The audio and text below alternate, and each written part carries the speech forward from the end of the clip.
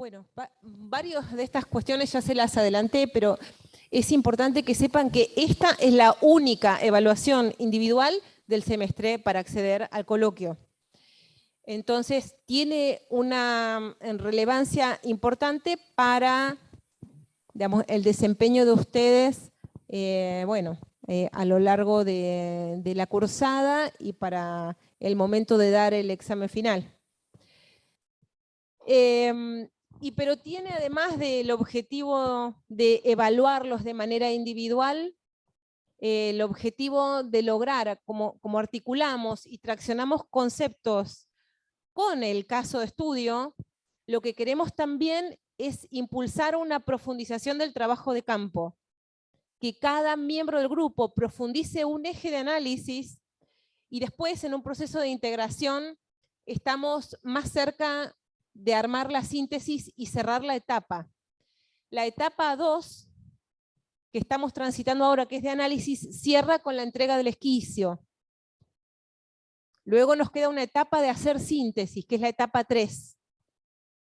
Estamos ya muy cerca de las vacaciones de invierno para la etapa 3, así que este es nuestro momento de trabajar en el esquicio. Y bueno, estos son los ejes de análisis. Vamos a trabajar con crecimiento, vamos a trabajar con movilidad y con centralidades.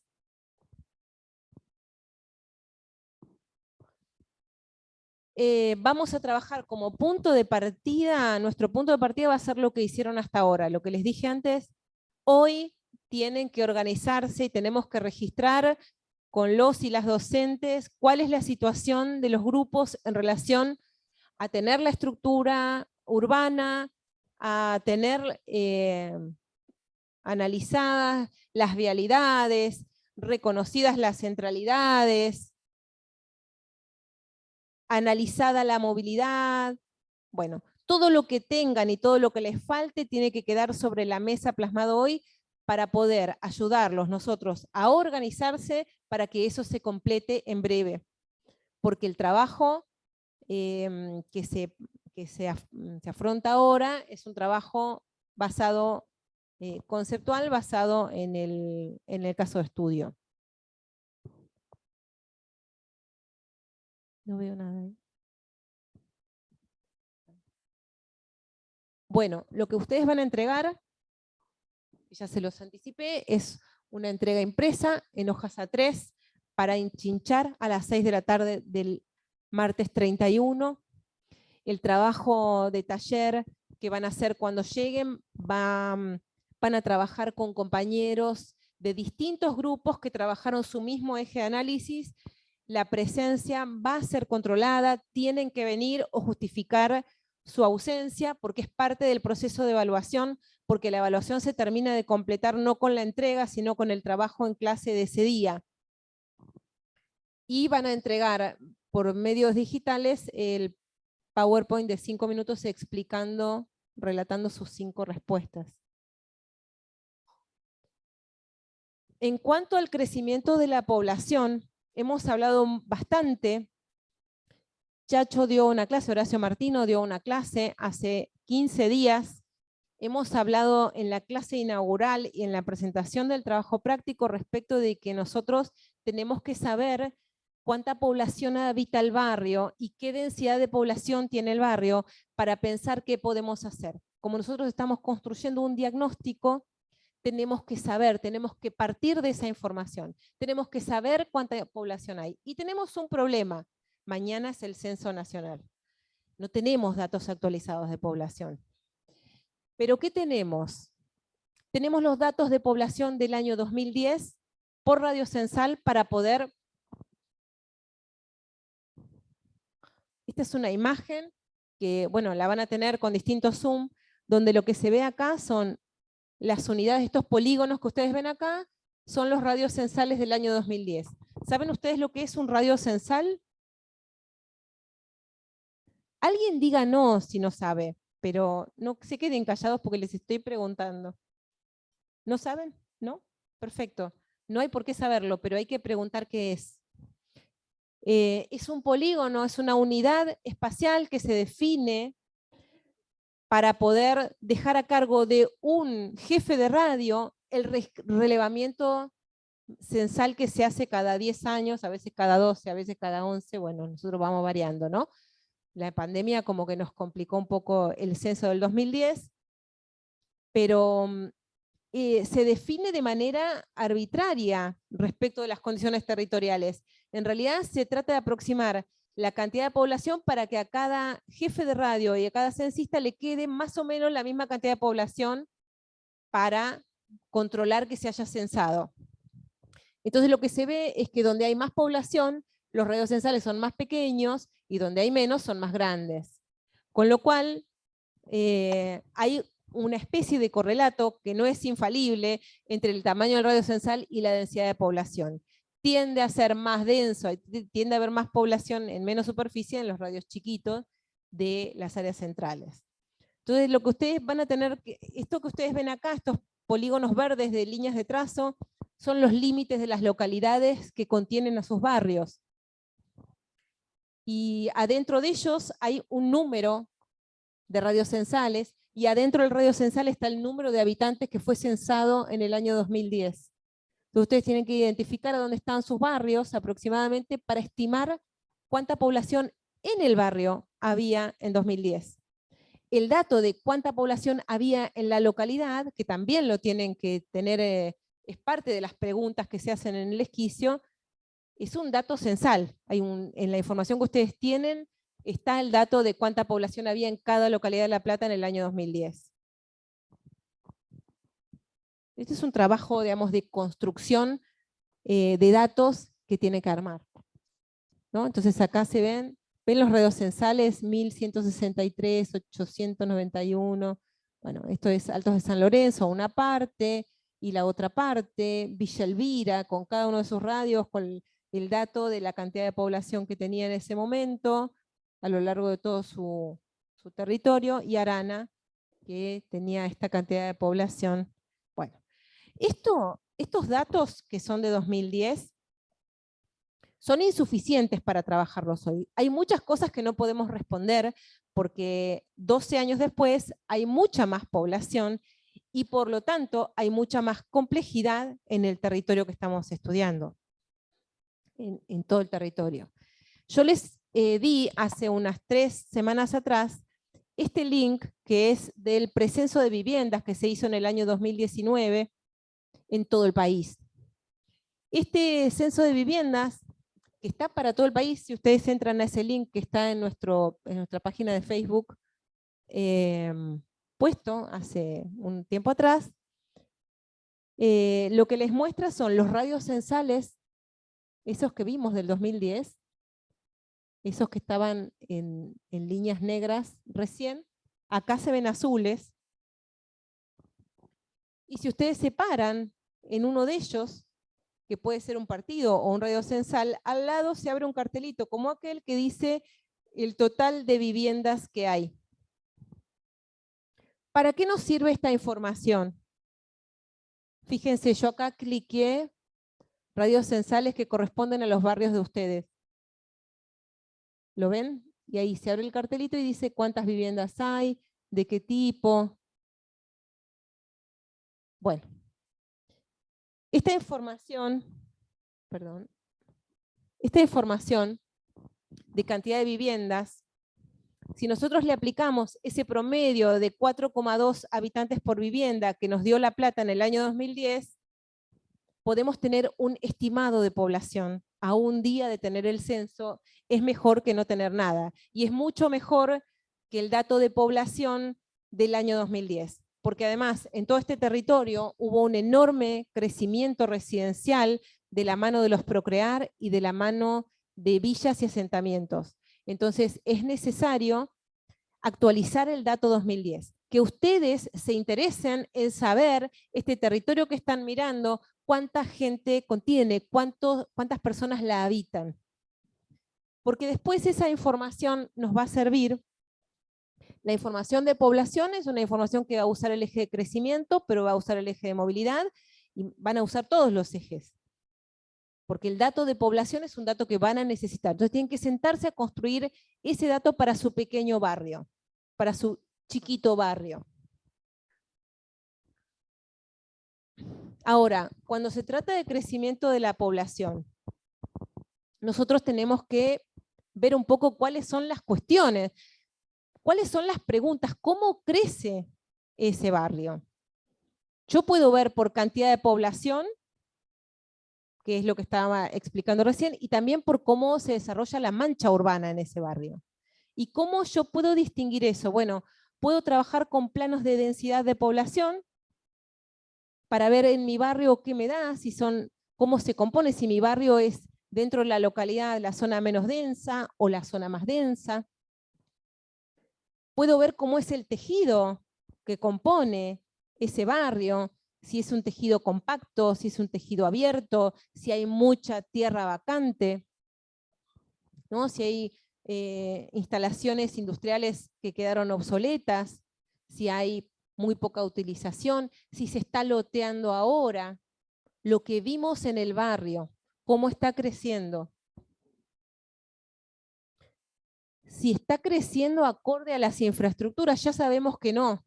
Ya sabemos que en todos los barrios hay déficit de infraestructura en la zona este. Pero tenemos que identificar en qué parte, porque nosotros vamos a tener que hacer una propuesta para ese barrio. Entonces nosotros tenemos que poder identificar hasta dónde llega la infraestructura de servicios y hasta dónde no. ¿Y cuáles son esas viviendas, esa cantidad de población que se está quedando afuera de las posibilidades de tener red de servicios energéticos, sanitarios y de transporte?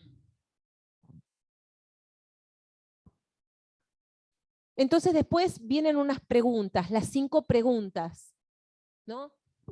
Que, bueno, hay un documento desarrollado del esquicio donde ustedes van a poder tenerlo disponible para trabajarlo, digamos, no van a tener que copiarlas de este PowerPoint, hay un documento de Word, pero son preguntas, algunas cuantitativas sobre el área de estudio, como cuánta población hay predominantemente en la localidad y en el barrio, cuántas viviendas, hogares, dónde se localiza la mayor cantidad de población dentro del barrio, dónde se localizan las áreas residenciales más antiguas y las más nuevas, porque esto da cuenta del origen. El PowerPoint se los voy a dejar, no se preocupen. Lo que me interesa que ustedes empiecen a hilar, necesitamos nosotros, ustedes, nosotros, todos, los docentes, los estudiantes, empezar a hilar lo que fuimos viendo, ¿sí? Tenemos que hilar. Nosotros hicimos una clase donde explicamos cómo construir un caso de estudio. Y el caso de estudio, la perspectiva de la línea histórica desde su origen hasta la actualidad, es una línea de trabajo que da mucha información, sobre todo de crecimiento. Porque ahí vemos el origen. En esas cartografías, que creo que puse alguna más atrás, no, bueno, en algún otro eje lo habré puesto, de cómo fue evolucionando la mancha urbana, podemos identificar nuestro barrio en distintos periodos históricos, en qué periodo histórico surgió, y empezar a hacer zoom con el Google Earth, a ver cómo era en el año, ahora hay fotos hasta del año 84, 82, o sea, se ha actualizado mucho toda esa información retrospectivamente. Entonces con el relojito ustedes pueden retroceder y ver cómo fue ese crecimiento y construir la representación de cómo era ese lugar, dónde creció y también cómo está creciendo ahora, dónde se ve lugares que estén en construcción o si hay loteos, hay carteles de loteos o si hay carteles de algún tipo de obra. Mirar el barrio, fijarse lo que pasa en el barrio, interpretar lo que ven y apoyarse con cartografía y con datos duros, con datos de este tipo. Luego, en cuanto a movilidad urbana, el profesor Martino les presentó 2 estudios que hicimos sobre movilidad, uno que muestra por áreas, digamos, cómo la gente se mueve predominantemente hacia el casco de la ciudad, porque hay pocas centralidades en las áreas periféricas. Acá lo que se ve, no tengo puntero, ¿no? Pero bueno, esto no es muy largo. Así es largo. Pero nosotros estamos acá, ¿no? En la zona este. Y tenemos la zona sur, la zona oeste, la zona norte, Ensenada, Berisso y el casco fundacional. Y lo que sucede, lo que muestra este estudio, es, por un lado, cómo el proceso histórico entre el año 93 y el 2013, cuando antes había más viajes en colectivos y menos en auto y a pie, esa ecuación se dio vuelta y ahora hay más viajes en auto y menos en colectivo. Pero a su vez, si vemos las áreas, vemos que ese comportamiento es distinto. El área este, que es la que nos ocupa, tiene un mayor uso de transporte público que otras, tiene menor nivel socioeconómico que otras áreas, y lo que tiene fundamentalmente es una gran carencia de actividades no residenciales, un enorme déficit de centralidades. Entonces tiene una mayor dependencia del casco fundacional que todas las demás áreas, ¿no? Tiene una criticidad. Entonces acá lo que se ve son la población, los hogares, bueno, y los patrones modales de viaje de cada uno, de predominantes, agregados. Y la otra cuestión que se ve son las distancias, ¿no? Esa dependencia, está bueno que ustedes empiecen a ver el barrio de ustedes, a qué distancia está de atractores de viaje que ustedes consideran que son importantes para el barrio. Si el barrio no tiene escuela, ¿a qué escuela irán? Y si van a una escuela del centro, ¿a qué distancia están? Este cuadro muestra estas zonas con la distancia promedio que tienen al casco, ¿no? La zona norte 10 kilómetros, la sur 18, la este 11 y la oeste 18. Son muchos kilómetros para hacer todos los días, de ida y vuelta varias veces. Lo que es relevante es poder analizar en lo cotidiano el impacto que tiene vivir a esa distancia sin centralidades y tener que viajar. Identificar los atractores de viaje, estos de los que hablábamos hace un ratito antes de empezar a grabar, ¿no? Esos que no implican centralidad, porque la centralidad implica otras cosas, implica espacio común, implica identidad. Por ejemplo, grandes atractores de viaje son los hipermercados. Podríamos decir que Carrefour y Walmart, que ahora ya no es más Walmart, sino Chango Más, son una centralidad de consumo. Pero cuando vamos a la literatura de lo que es conceptualmente una centralidad, que tiene que ver con la pertenencia, con la identidad, con la conformación identitaria de un barrio, una centralidad de consumo no es una centralidad. Entonces son atractores de viaje por compras, de consumo. Pero una centralidad tiene una identidad, tiene que ver con lo cívico, con el encuentro, con el espacio público. Bueno.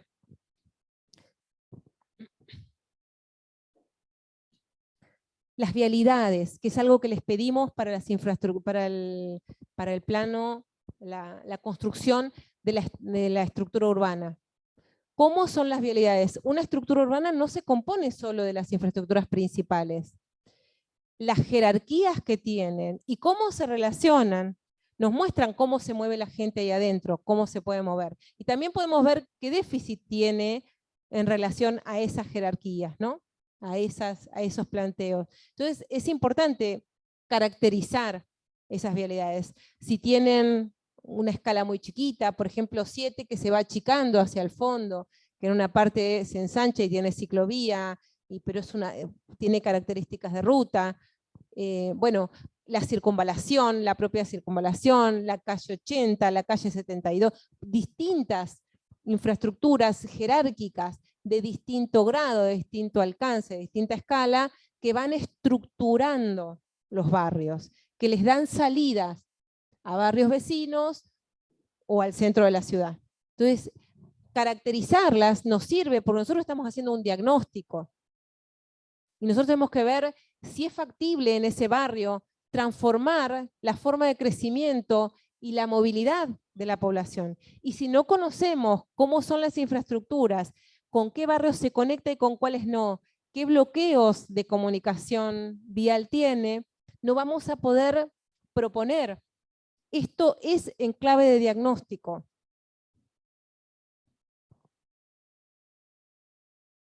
También tenemos que ver las redes de transporte público que pasan por la localidad y por el barrio. Necesitamos reconocer, necesitamos graficar eso en el barrio. Tenemos que hacer un plano donde lo dibujemos y lo imprimimos un plano base, le dibujamos encima. No hace falta que usen GIS, pero construyan su cartografía analítica de movilidad. El transporte público, combinado con las vialidades, con las jerarquías viales tienen que mostrarlas no solamente en plano, tienen que mostrar cómo es el corte, qué tipo de vehículos predominantemente pueden pasar por ahí, tiene forestación. Algunos prototipos de cortes de infraestructuras tienen que aparecer en el análisis de la movilidad, porque no podemos transformar si no sabemos por dónde podemos pasar, o qué medidas hay que tomar para poder transformarla, si fuera necesario.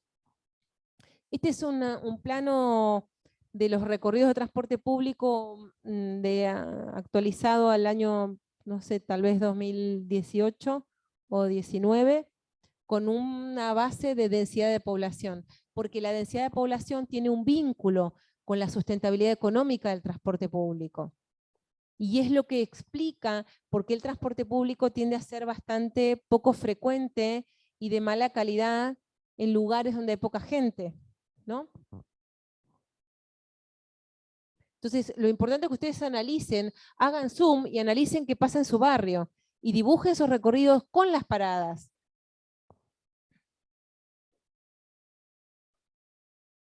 Bueno, esto es de infraestructuras, de paradas. Y las preguntas, ¿no?, sobre movilidad urbana, que incluyen, acá de nuevo, elementos que armaron para la cartografía de estructura urbana. ¿Cómo son las infraestructuras circulatorias? ¿Cómo es el recorrido del transporte público? ¿Cómo es la red vial? ¿Está jerarquizada? ¿Qué tipos de circulación se dan en el barrio de acuerdo al tamaño, conformación, presencia o ausencia de veredas, de cordón cuneta, de asfalto, de forestación, tamaño, tipos de vehículos que circulan? ¿Pasan camiones por ahí? ¿Cuáles líneas de transporte tiene el barrio y la localidad? ¿Cuántas paradas? ¿Cómo son los lugares donde se ubican las paradas de colectivo? ¿Son lugares confortables? ¿Están sobre vialidades, sobre avenidas? ¿Están en centralidades? Tenemos que ir hilando, uniendo los conceptos y los temas. ¿Cuáles son los principales atractores de viaje de la localidad y del barrio? Y pueden pensar en algunos fuera del barrio, como puede ser, no sé, quizá Plaza Moreno como un atractor de recreación, o la República de los Niños como otro atractor de recreación, o la universidad, o, bueno, pensar algunos para ponerse a pensar cómo hace una persona que vive en ese barrio para llegar hasta esos lugares. O la terminal de colectivos o la estación de tren para quien de ese barrio quisiera viajar a Buenos Aires de manera cotidiana.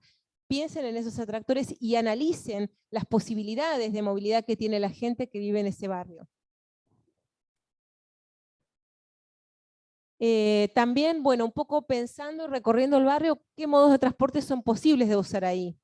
Se puede usar tren, se puede tomar un tren desde ese barrio, se puede tomar colectivo, se puede viajar en auto, se puede andar en bicicleta, se puede llegar a otros barrios o al centro de la ciudad en bicicleta desde ese barrio. Bueno, analizar un poco eso que tiene que ver con las condiciones. Tienen que verlo en clave de diagnóstico.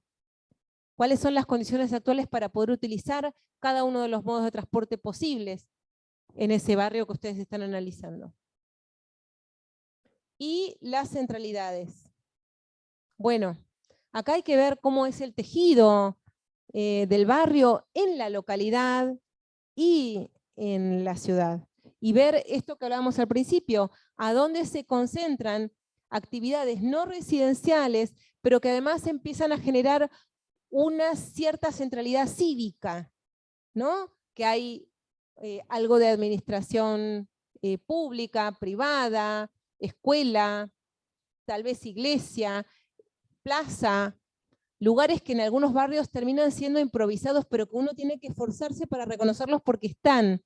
Son lugares que incluso la gente ha habilitado para encontrarse, para organizarse. Digamos, no tenemos que ir a los barrios esperando encontrar una pequeña Plaza Moreno, pero tenemos que ser agudos para mirar a dónde se dan o si realmente no se dan esos vínculos, esos espacios de encuentro adentro del barrio. Por eso vamos a utilizar la cartografía de uso de suelo, porque necesitamos poder identificar a dónde se concentran actividades no residenciales y empezar a pensar, bueno, ¿cuáles son esos principales actividades que son atractoras de viaje, pero que hacen centralidad en el barrio? O que incluso los podemos categorizar para decir, bueno, este atrae gente también de otros barrios o de fuera de la ciudad.